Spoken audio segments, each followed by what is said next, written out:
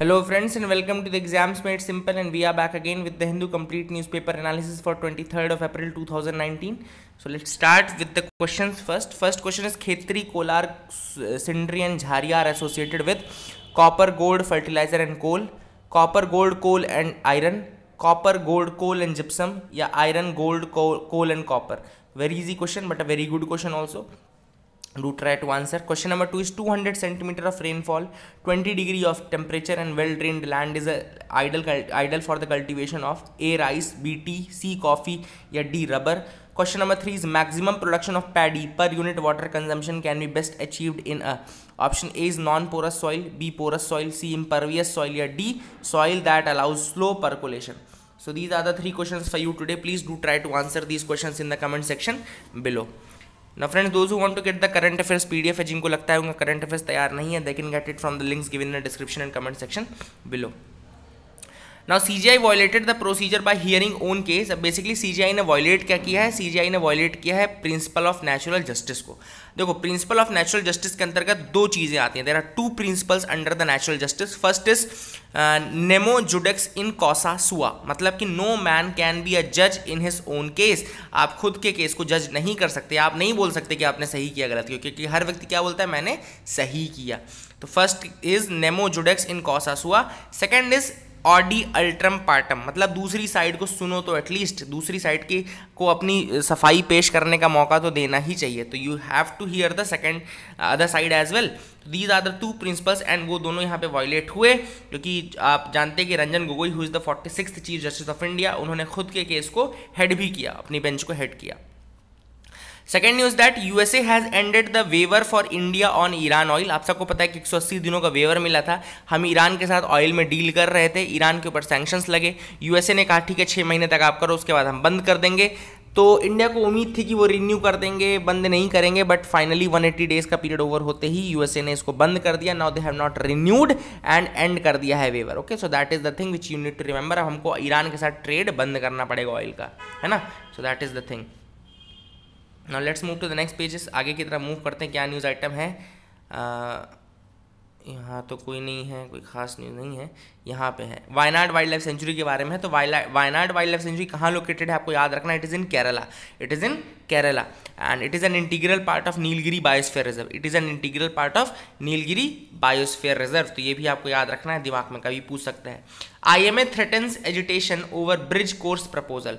तो bridge course basically NITI Aayog ने किया था. नीति आयोग ने प्रपोज किया था एक ब्रिज कोर्स. क्यों? क्योंकि शॉर्टेज ऑफ डॉक्टर्स है. तो शॉर्टेज ऑफ डॉक्टर्स को कम करने के लिए जो आयुष वाले हैं, यानी कि आयुर्वेद, योगा, नेचुरोपैथी, यूनानी, सिद्धा एंड होम्योपैथी, इनके डॉक्टर्स को क्या बोला उन्होंने कि एक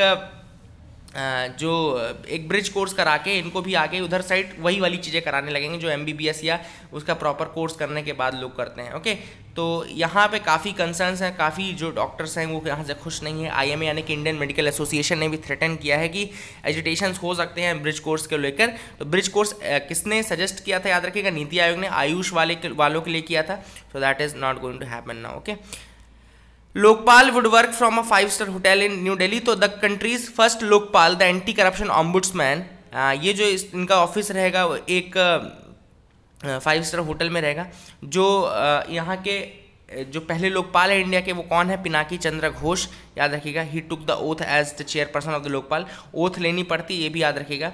लोकपाल को ऑम्बुड्समैन कहते हैं, आप सबको पता है. पहली बार स्वीडन में क्रिएट हुए थे 1809 में. फर्स्ट टाइम कहाँ पे क्रिएट हुआ था ये लोकपाल या ऑम्बुड्समैन? 1809 में स्वीडन में क्रिएट हुए थे. एंड फर्स्ट ARC, फिर लोकपाल लोकायुक्त एक्ट 2013 आया. Lokpal and Lokayukta act of 2013 केम. उसके बाद इसकी बातचीत शुरू हुई. और लोकपाल के अंतर्गत जो चेयरमैन रहेगा with maximum of 8 members, 50% of them will be judicial members and 50% of the members of the Lokpal will come from SC/ST minority and women. तो ये भी आपको याद रखना है. सिलेक्शन हमको पता है कि एक सर्च कमेटी होती है, then there is a selection committee. Selection committee में prime minister, speaker of Lok Sabha, leader of opposition in Lok Sabha, chief justice of India and एक eminent person nominated by the chief justice of India. तो ये भी आपको याद रखना है. ये सारे इसकी जो सिलेक्शन कमेटी होती है फाइनली इसमें होती है. सो ये सब चीज़ें याद रखिए, दिमाग में रखिए, आप आराम से क्वेश्चन कर पाएंगे जो भी आएगा. Let's move to the next news item. यहाँ CIC के बारे में है, staff entitled to information on defunct company. अब बेसिकली एक दूसरी एविएशन कंपनी है जो जेट एयरवेज के बारे में इन्फॉर्मेशन मांग रही थी, तो CIC ने उसके बारे में ही रूलिंग ये दी है कि यस आप एक डिफंक्ट कंपनी के बारे में इन्फॉर्मेशन मांग सकते हैं under the RTI act, RTI के अंतर्गत ले सकते हैं इन्फॉर्मेशन, तो दैट इज द थिंग। और CIC आप सबको पता है it's a body established by central government in 2005 under the provisions of RTI act. Therefore CIC क्या है, एक स्टैट्यूटरी बॉडी है, एक कॉन्स्टिट्यूशनल बॉडी नहीं है, स्टैट्यूटरी बॉडी है, याद रखिएगा। एक चीफ इन्फॉर्मेशन कमिश्नर होता है and not more than 10 information commissioners. क्या होता है, एक चीफ इन्फॉर्मेशन कमिश्नर होता है, not more than 10 information commissioners. Appoint इनको कौन करता है, इनको प्रेसिडेंट अपॉइंट करता है on the recommendation of a committee comprising of prime minister as chairperson, leader of opposition in the Lok Sabha, union cabinet minister nominated by the prime minister. ये 3 लोग होते हैं उस कमेटी में जो कि रिकमेंड करते हैं प्रेसिडेंट को और फिर प्रेसिडेंट अपॉइंट करता है। एक बार फिर से कमेटी बता देता हूँ, प्राइम मिनिस्टर चेयरपर्सन होता है, leader of opposition in the Lok Sabha होता है एक, और union cabinet minister nominated by the prime minister. तो ये आपको याद रखने वाली बात है। इनकी जो टर्म है होल्डिंग ऑफिस की वो है 5 ईयर्स या 65 years which ever is earlier. They are not eligible for reappointment. ये सब टर्म्स है जो UPSC पूछता है। नॉट एलिजिबल फॉर रीअपॉइंटमेंट, 5-65 इनका टर्म होता है। Jurisdiction of CIC x tends over all the central public authorities, ये भी आपको याद रखना है, that is very very important. Okay, editorials में आते हैं। संडे, ब्लडी संडे बेसिकली जो आर्टिकल है ये टेररिस्ट अटैक पे है, ईस्टर सेलिब्रेशन के दौरान श्रीलंका में हुआ था। ईस्टर का मतलब मैंने आपको बता दिया है एंड ये काफ़ी ज़्यादा इकोनॉमी को हिट भी करेगा वहाँ पे श्रीलंका की, और काफ़ी ज़्यादा एक टेरराइज्ड माहौल भी रहेगा। Down to earth on the ASAT test, basically ये आर्टिकल जो है ये क्रिटिक है ऑन द ASAT जो कि मिशन शक्ति था, यानी कि एंटी सैटेलाइट टेस्ट था। उसके बारे में ऑथर ने ये कहा है कि that it is not of a much game changer in the outer space, पहली चीज़ as claimed by prime minister. Okay, तो MK नारायणन का ये कहना है कि ये बहुत बड़ा गेम चेंजर नहीं है। दूसरी चीज़, India might have not violated any international treaty, हमने ट्रीटी वायलेट नहीं की, लेकिन हमने जो वायलेट की वो है एक अनरिटन कन्वेंशन, मतलब कि वेपनाइजेशन ऑफ स्पेस। ये अनरिटन है, वेपनाइजेशन ऑफ स्पेस, हमने इसको वायलेट जरूर किया। आउटर स्पेस में कहीं ना कहीं हमने वेपन डाले और डिस्ट्रक्शन वेपन था, ये भी ऑथर का कहना है। Author says that ASAT test leads to weaponisation of outer space. France and Israel have not conducted such test despite having the capability to do so. France और Israel दोनों ये test कर सकते हैं, लेकिन उन्होंने अभी भी ये टेस्ट नहीं किया। इसका मतलब है कि वो नहीं चाहते, लेकिन हम चाहते हैं, मतलब वाह रहे MK नारायणन, क्या बोलूँ। Author says that ability of ASAT system to provide credible deterrence is highly debatable today. ये deterrence provide करता है, ये भी debatable है, आप ऐसा नहीं कह सकते कि ये deterrence का काम करेगा। And author highlights that the other 3 countries which have developed ASAT system जैसे कि Russia, USA and China, they are focusing lesser on developing ASAT weaponaries, instead they are focusing on laser and cyber capabilities। तो ASAT को develop नहीं करना चाहते, वो laser और cyber capability develop करना चाहते हैं to neutralise the killer satellites. Okay, killer satellites को भी न्यूट्रलाइज करने के लिए तो हमको वो करना चाहिए था, ना कि ये करना चाहिए था। एक्चुअली ऑथर का ये कहना है। And author issues another issue is author has raised is the increasing use of ISRO for launching military satellites। ISRO का यूज़ कहीं ना कहीं मिलिट्री पर्पस के लिए ज़्यादा कर रहे हैं, ना कि सिविलियन पर्पस के लिए। और ऐसा तो कहीं नहीं था कि ISRO सिर्फ मिलिट्री पर्पस के लिए बना है, तो वो भी गलत है ना, ये भी ऑथर का कहना है। एंड विक्रम साराभाई जो फाउंडर थे, they were in favour of civilian use of India's space programme. जो विक्रम साराभाई फाउंडर थे इस प्रोग्राम के, ISRO के, वो चाहते थे कि सिविलियन पर्पस के लिए ज़्यादा हो, और आज हम मिलिट्री पर्पस के लिए ज़्यादा इसका यूज़ कर रहे हैं। तो ये सारी चीज़ें ऑथर ने इसके उसमें कही है, आप इनको दिमाग में रखिए, पूछ सकता है। अब एडिटोरियल, ये जो एडिटोरियल है वो है LOC हमने बंद कर दिया है, LOC पे हमने ट्रेड बंद कर दिया है because of illegal weapons, narcotics and fake currency being transported into India. हम बोल रहे थे कि इलीगल वेपन्स आ रहे हैं, नारकोटिक्स आ रहा है, फेक करेंसी आ रहा है इंडिया में, इसलिए हमने ट्रेड ही बंद कर दिया पूरा का पूरा। ऑथर का कहना है कि देखो सोल्यूशन ट्रेड बंद कर देना नहीं है, सोल्यूशन है स्ट्रिंजेंट रूल्स लगाने का और ज़्यादा टाइट सिक्योरिटी करने का। आप ये क्या कर रहे हो कि मतलब कोई चीज़ प्रॉब्लम है तो उसकी जड़ ही खत्म कर दे रहे हो आप उस चीज़ को। भाई 4 पत्ते अगर सूख गए आपके पेड़ के तो क्या पूरा पेड़ काट दोगे? पेड़ तो नहीं काटोगे, वो 4 पत्ते हटा दोगे, आप वो जड़ हटा, आप वो ब्रांच हटा दोगे। छटाई होती है ना गार्डन में, तो छटाई करते हैं अपन, पेड़ थोड़ी उखाड़ देते हैं। तो इंडिया क्या कर रहा है, हमने पेड़ ही उखाड़ दिया, हमने ट्रेड ही बंद कर दिया। भाई ये नहीं होना चाहिए। 6000 करोड़ से ज़्यादा का ट्रेड हो गया है पिछले डिकेड्स में, और ये कम अमाउंट नहीं है। ऐसा ऐसा करते करते अगर हम लूज़ करते रहे, सारे बॉर्डर बंद कर दिए अगर हमने, तो हम कहीं के नहीं रह जाएंगे। तो वही चीज़ ऑथर ने बोली है।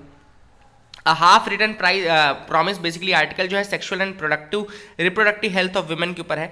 अब देखो हाफ रिटन प्रॉमिस क्यों बोला गया इस आर्टिकल में, बिकॉज जो पॉलिटिकल पार्टीज हैं उन्होंने कुछ इश्यूज उठाए तो हैं अपने मैनिफेस्टो में, इशूज़ क्या क्या उठाए उन्होंने, सेक्सुअल एंड रिप्रोडक्टिव हेल्थ के नहीं, उन्होंने उठाए चाइल्ड मैरिज के, फीमेल फीटिसाइड के, एंड सेक्स सिलेक्शन के, and menstrual health and hygiene के। तो ये आधी बातें हैं केवल जो उन्होंने मैनिफेस्टो में उठाई है, केवल ये आधी प्रॉब्लम्स हैं। महिलाओं को और ज़्यादा प्रॉब्लम्स होती हैं, वो है maternal death, prenatal postnatal care, adolescent sexuality, prohibition of forced medical procedure such as sterilisation, removal of stigma and discrimination against women, ये सारे इशूज़ हैं। गर्ल्स एंड LGBTI पर्सनस के ऊपर हैं, gender sexuality, access to treatment, ये सारे issues हैं जो कि महिलाएं फेस करती हैं कहीं ना कहीं किसी लेवल पे।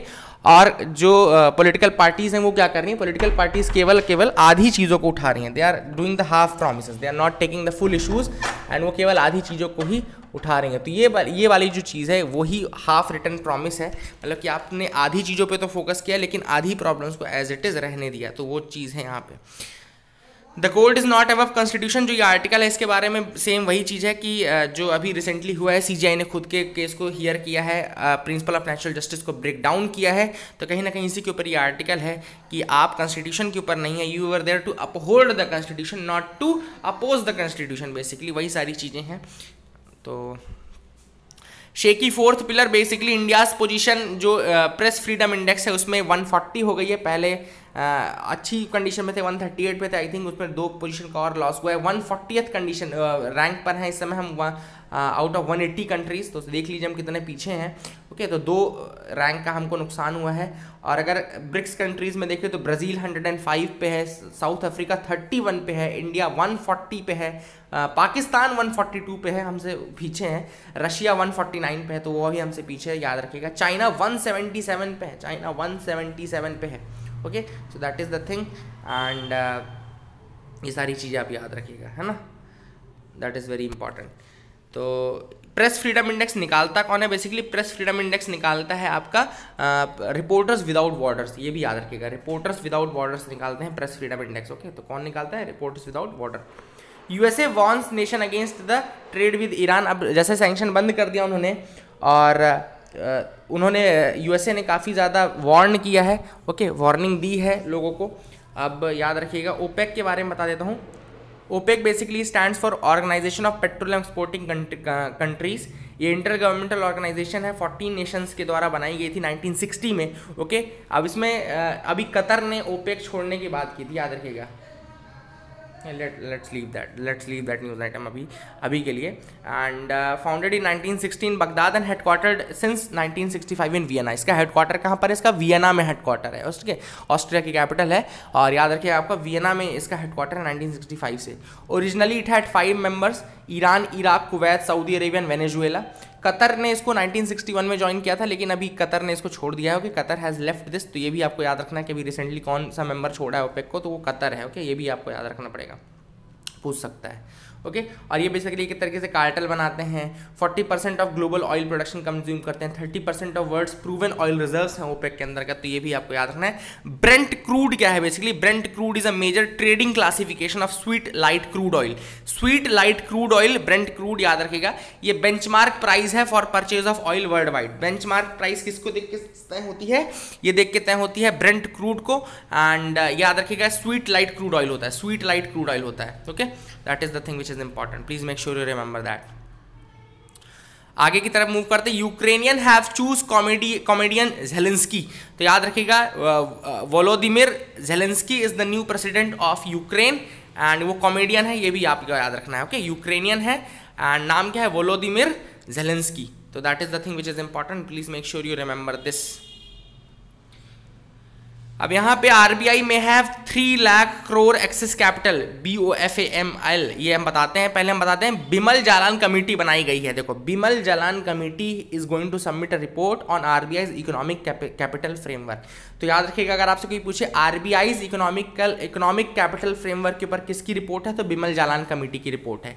याद रखिएगा, कमेटी क्या है, बिमल जालान कमेटी, किसके लिए है, RBI's economic capital framework, RBI's economic capital framework, that is the thing which you need to remember, याद रखिएगा। Bank of America Merrill Lynch, basically BOFAML क्या है, bank of America Merrill Lynch. अगर आपसे कोई पूछता है, यूपीएससी पूछ सकता है BOFAML क्या है, तो याद रखिएगा bank of America Merrill Lynch इसका फुल फॉर्म है। इसने बताया कि जो RBI उसके पास 3 लाख एक्सेस कैपिटल हो सकती है, 3 लाख करोड़ एक्सेस कैपिटल हो सकती है, तो that is the thing which is important. TCS to modernise over 1.5 lakh post offices. जो TCS है वो सैप प्रोजेक्ट के अंतर्गत, देखो सैप प्रोजेक्ट है उसके अंतर्गत इसको मॉडर्नाइज करेगा, that is the thing which is important. And किसको मॉडर्नाइज करेगा? डिपार्टमेंट ऑफ पोस्ट के अंतर्गत मिलके ये क्या करेंगे, पोस्ट ऑफिस उसको मॉडर्नाइज करेंगे उसके, और ई पोस्टल नेटवर्क बनाएंगे। E postal network basically e governance के लिए ही है, एंड कोर सिस्टम के साथ इंटीग्रेट करेंगे और सैप प्रोग्राम का इंप्लीमेंटेशन किया जाएगा। This is the thing which is important and बहुत इंपॉर्टेंट प्रोजेक्ट है जो कि पोस्ट ऑफिस को मॉडर्नाइज करेगा, उसको ई फॉर्म में लाएगा, ये सारी चीज़ें होंगी उसके अंतर्गत। स्पोर्ट्स में कुछ खास आया नहीं था, छोड़ सकते अपन। अर्थ डे 22 अप्रैल को था, आप सबको पता है। सेविंग द प्लैनेट में cost 100 billion per year, $100 billion per year. ऐसा किस प्रोजेक्ट के अंतर्गत हो रहा है, ऐसा बोल रहे हैं। एक साइंटिफिक कम्युनिटी ने एक प्रोजेक्ट स्टार्ट करने की बात की है, बेसिकली उसका नाम है global deal for nature. Okay, global deal for nature. अब ये आइडिया प्रपोज्ड है एंड ये है basically to save the diversity and abundance of life on earth, and इसमें जो प्राइस लगेगा वो है $100 बिलियन पर ईयर। तो जो global deal for nature, it's a time bound science based plan to save the diversity and abundance. Okay, तो science based plan है to save the diversity and abundance on the life of earth. Okay, तो earth पे इसको abundance को बरकरार रखना है, diversity को बरकरार रखना है, उसके लिए ये प्रोजेक्ट प्रपोज किया गया है। एंड इसके 3 गोल्स हैं बेसिकली GDN के, ग्लोबल डील फॉर नेचर। पहला है protect biodiversity by conserving at least 30% of earth surface by 2030। पहला एम क्या है? To protect biodiversity by conserving at least 30% of earth surface by 2030। Second है mitigate climate change by conserving the earth natural carbon store houses. Third है to reduce major threats. Okay, reduce major threats, ये सारी चीजें याद रखना है। सो that is it for the day friends. I hope you like our video. Please do like and subscribe, keep loving us, keep sharing us. Thank you, have a nice day.